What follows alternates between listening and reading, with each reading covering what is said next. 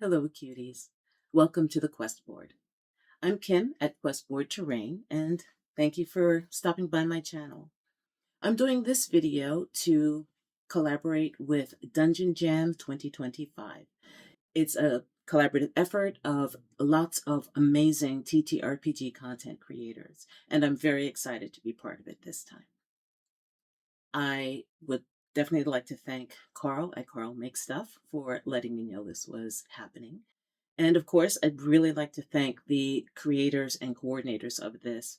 And those are AB and Daddy at Mystic Arts. We've also got Naigobi, also Lunatic Dice, and Paladin Prose. Also, I've put links to the playlist of all of the participating content creators in the description below.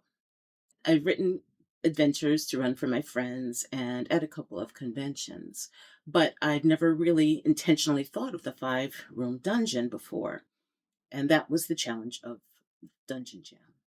It is a very simple and very easily structured way of creating an adventure that is engaging, is exciting, has all of the narrative beats necessary to create a game that people want to play.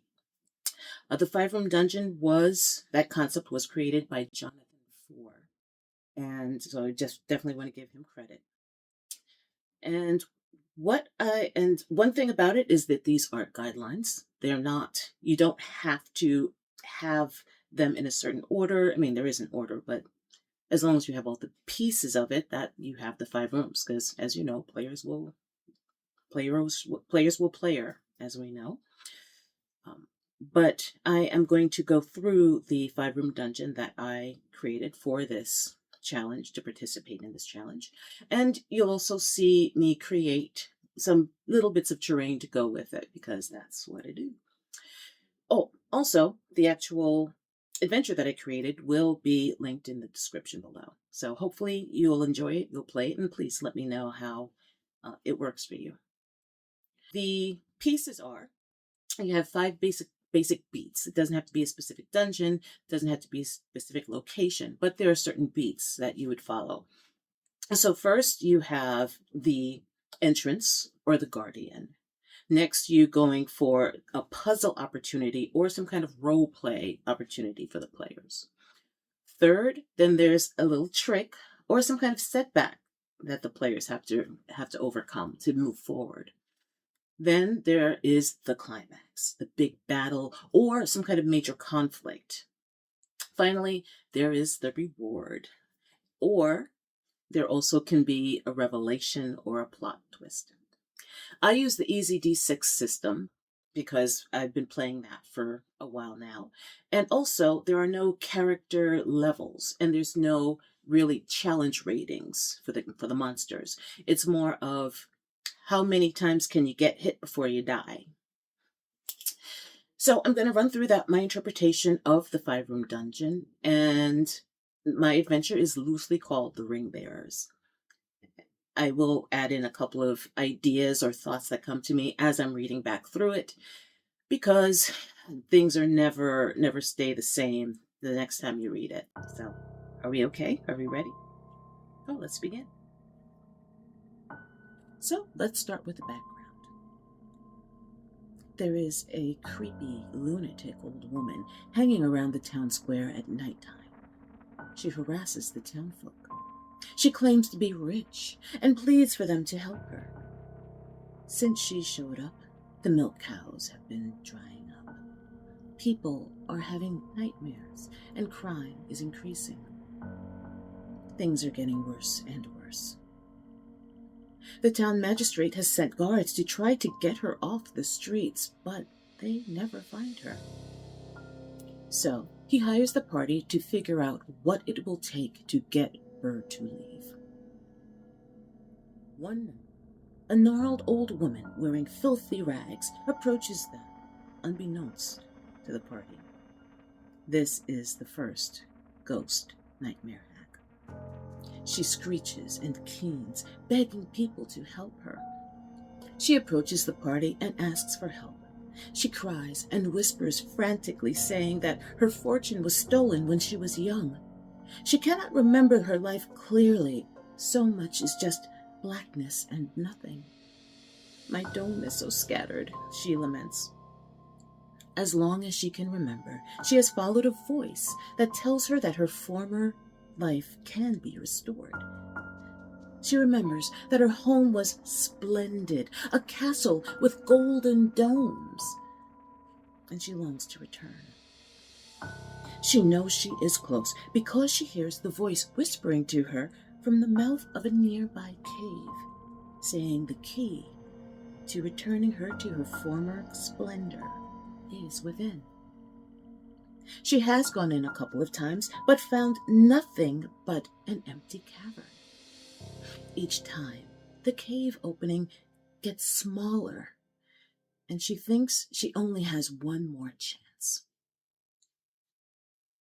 She is also afraid because she knows that whatever took her family and her treasure is waiting somewhere in that cave. She begs the party to explore the cave and return with anything they find. She will give them part of her treasure when she reclaims it. She saw a heavy golden ring inside the cave that she thinks is an important part of her family history. She tells them they can keep it as a down payment, but she does want it returned to her when she provides actual payment. If the party asks her name, she whispers, Lady, but cannot remember anything else. All right, to the Rabble Rouser, which is the GM in Easy D6. The old woman had been stolen by a nightmare hag as a baby. The family found her when she was still a toddler, killed the hag, and took the child back to raise her as before. But as we know, with the lore of hags, which is one of my favorites, that is not the same child that was kidnapped. As she grew, the girl's nature wavered between evil and good. In a fit of childish rage, her powers manifested and she killed her family. Forlorn and regretful, but feeling the growth of her irresistible powers, she built and entered a self-sealing tomb, then took poison to end her suffering. But she did not die, and the entrance of the tomb has been slowly closing ever since. Her mad, unaware, ephemeral body has split into two ghost-like creatures that wander and look for her physical body. The old woman ghost, Lady, begs for help and is only seen at night. The middle-aged ghost, whose name you will find out is Lady Margaret, challenges the party, does not trust them, and must be convinced to work with them. Although they do not know that they are ghosts, they both instinctively avoid touching anyone or anything. As the players move through the cave locations, the surroundings appear increasingly surreal and dreamlike because the lair has been affected by the sleeping, half-dead, nightmare hag. I'm a story person, so please bear with me. Here's the adventure. Just wanted to give you the background. The players begin at the mouth of a ridiculously small opening in the side of a rocky hill. Once they crawl inside, there is no light. The last player that enters the tunnel feels that the opening is smaller than it was when the first player entered. So, beat number 1 of the dungeon. The Nothing Cavern. The tunnel extends 75 to 100 feet and is just wide enough for a medium creature to crawl through on their hands and knees. As they crawl through the tunnel, they rub against what seems to be thick tree roots, about 3 to 5 foot long and up to 6 inches thick. They're scattered throughout the tunnel, and they're growing out of the tunnel walls. As the adventurers crawl through the cramped tunnel, the roots scratch them. They begin to yawn and feel fatigued. Although there is no change to their individual stats at this time, the root's sap makes them drowsy. Players who pass a con roll will have a boon, which is basically an advantage in ACD6, to one roll that they make to navigate the rest of the empty cavern. A chunky, ornate gold ring with the seal of an ancient house lies near the tunnel exit. Now, the seal detail can coincide with a current or a future campaign or adventure to fit into whatever adventures you're doing. If someone puts the ring on, they receive a boon to roleplay interactions with the entity in the catacombs. But they also get a bane, which is a disadvantage to resisting possession. The cramped tunnel suddenly opens up and the players can stand. They get to an approximately 10 by 10 foot plateau, the edges of which fall away into nothingness. Even with a light source, the players cannot see the ceiling or walls of what seems to be an infinite cavern. Although there is no rock wall to climb down, two invisible ropes, about 3 feet apart, extend from the edge out into the emptiness. The cords can be felt or exposed by pouring something on them. The players can build a makeshift bridge out of roots, cast a spell, try to climb, hand over hand, etc. The RR, Rabble Rouser, can have players make a dex or strength roll to see if they drop any possessions as they traverse the cavern. Depending on the difficulty in the rolls, you can add monsters to this section. Figuring out how to get across is the challenge, but depending on how experienced your players are, you can put in sturges, bats, a pterodactyl, anything, high winds, lots of things that they have to fight, because again, your players might have lots of possibilities at hand. Remember, the tunnel opening seems to have been closing. It takes at least an hour for the players to finally traverse that expanse that, again, they can't see anything except for whatever light they brought in. They can't see the edges of the cavern. They finally see a greenish light in the distance. So this is number 2, the catacombs. The adventurers come to a green flickering torch set in a sconce in the cave wall. The light illuminates a cavity which appears out of nothingness. The cavity is the size of a normal doorway, and they move into and through the space. They find an occasional brick embedded in the stone walls. More bricks appear until they find themselves in what they recognize to be a corridor. And then other corridors open out from it like a maze. As they explore, they hear a voice calling out, "I can hear you. Where are you?" If the adventurers call out to it, the second ghost nightmare hag apparates directly behind them. If they don't call out to her, she wanders across their path as they wander through the maze, because there really is no solution to it. Because, as I said, this is surreal, so it's not a real maze. If they don't call out to her, she wanders across their path at some point and seems startled by them. Either way, she appears as a middle-aged woman in a faded, multicolored dress. She challenges them. "Who are you? What do you want?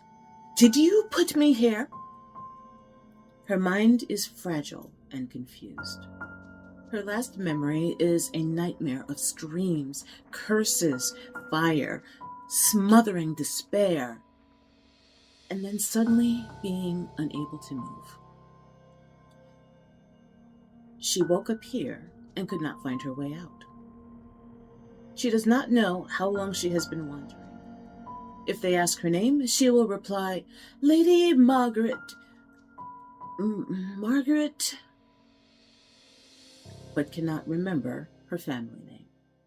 If the party shows her the ring, she looks worried. becomes belligerent and demands they get her out of there immediately.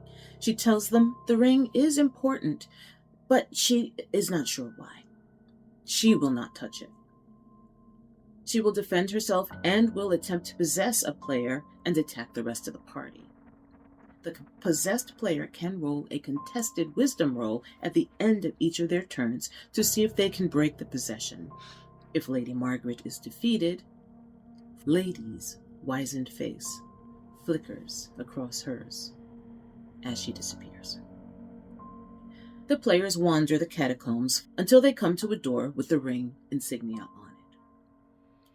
But if they agree to help Lady Margaret leave the maze, she gives them a clue that has echoed in her mind for as long as she can remember.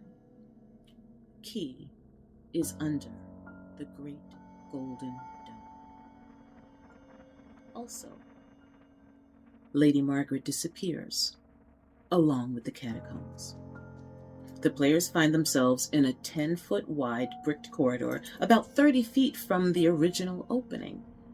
About 30 feet further in is the door with the insignia. 3. The Chamber of Domes. Through the door, the players enter a 20 by 20 foot room. Instead of bricks, skulls of assorted sizes form the walls of the chamber. Some skulls have jewels in their eyes, some have gold teeth, or some are partially plated with gold or silver. In the center of the room is a giant throne made of giant bones. Scattered around the throne are large pieces of golden armor. Players can roll perception to recognize there is no skull included in the throne structure, or that only one giant skull is gilded. On the seat of the throne is a replica of a beautiful castle with a gilded dome on each of 4 corner towers and one large dome covering a central structure. Behind the throne is a stairway that leads up to a mural of the castle. Upon close inspection, climbing the stairs and touching the wall, the players find there is an actual keyhole in the wall where the door is painted. The key to the mural door is golden and hidden in the giant gilded skull. The wall cannot be destroyed. Each time a player looks under one of the gilded domes of the miniature castle or touches any skull that is not gilded, a skull pulls itself free from the wall as a fully formed skeleton leech and attacks. The skeleton leeches try to restrain and bite the players as they drag them toward the walls. They will bite down to the bone and suck marrow out. A successful bite leads to a bane to strength rolls. If a player is dragged to the wall, the skeleton leech begins to stuff the player into the gap that the skeleton skull had occupied. This is a contested strength or dex roll, which occur at the end of the player's turn. A section of the player takes damage and is pressed further into the wall. Legs, torso, arms, head. Once the player's head is forced into the wall, it replaces the skeleton and the player dies. The skeleton takes human form and tries to flee. If the players touch a non-gilded giant skull, the throne coalesces into a giant skeleton leech. It pulls its head from the wall, the golden armor appears on it, and it fights with both weapons and the leech ability. Number 4. The Sepulcher. Behind the mural door is a small funerary chamber. Black candles with flickering green flames burn on pedestals. Urns, bowls, cups, wrappings, knives, hooks lie about the room in nooks and on a small table in one corner. In the opposite corner is a stone and metal sarcophagus that has a small indent with the same insignia as the large ring. Upon placing the ring against the indent, the party opens the sarcophagus without a roll. If the players use force, basically attack, the sarcophagus's stats increase by 1 after each strike it takes. When they open the lid, they see a beautiful teenage girl, richly dressed in a gorgeous pied dress. She wears a circlet and many rings on her fingers. Only one finger is bare. She lies on a pile of gold and silver coins, various jewels and gilded wares. She holds a small, open vial, perception roll to realize that it held poison, in her clasped hands. She is corporeal. Any treasure the adventurers touch before they put the ring on her finger turns to red acid slime in their hands and inflicts damage. If the party decides not to put the ring on her finger, the surviving ghost nightmare hags appear. They take on the hag gruesome form, and they attack.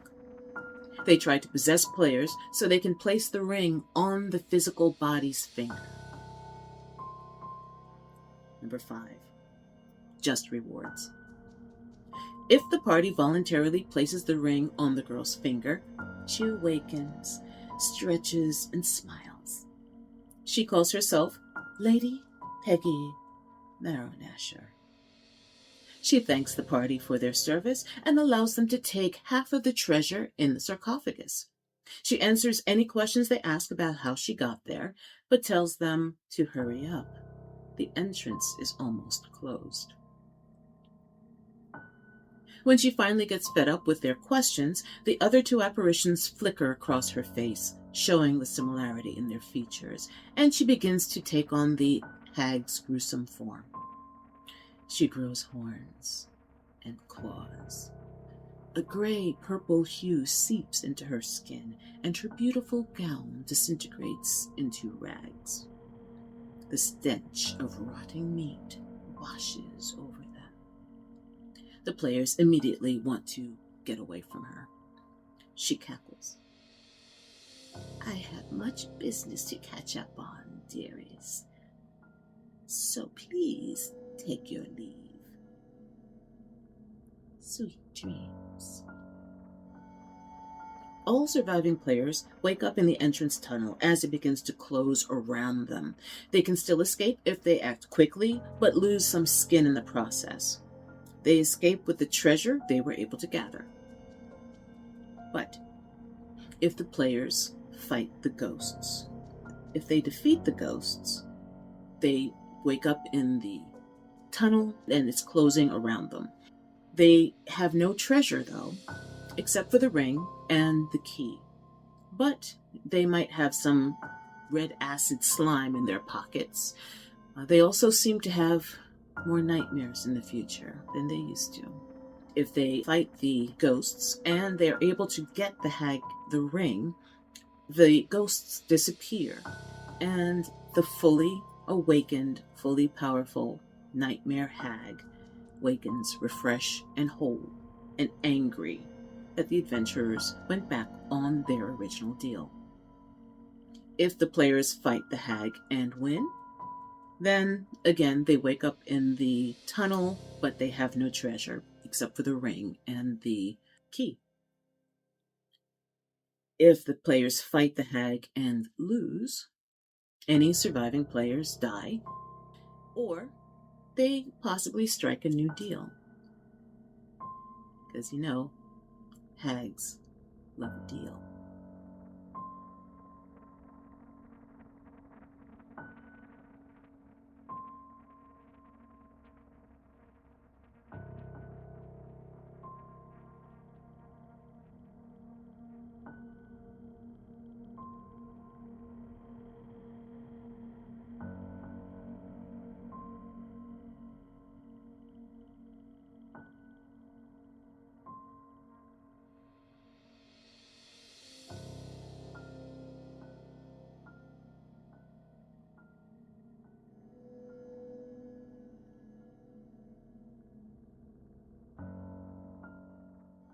Well, that's my adventure, The Ringbearers. I've included the adventure in the links below, and With that, there are stats for the different monsters, including the sarcophagus. Thank you again to the coordinators of Dungeon Jam 2025. Thank you to all the participants. I've seen some amazing videos that have given me some great ideas. And if you, the viewer, are interested in what I have put in the description or in what you've seen, please like, subscribe, share, and I hope to see you next time at the Quest Board. Bye-bye.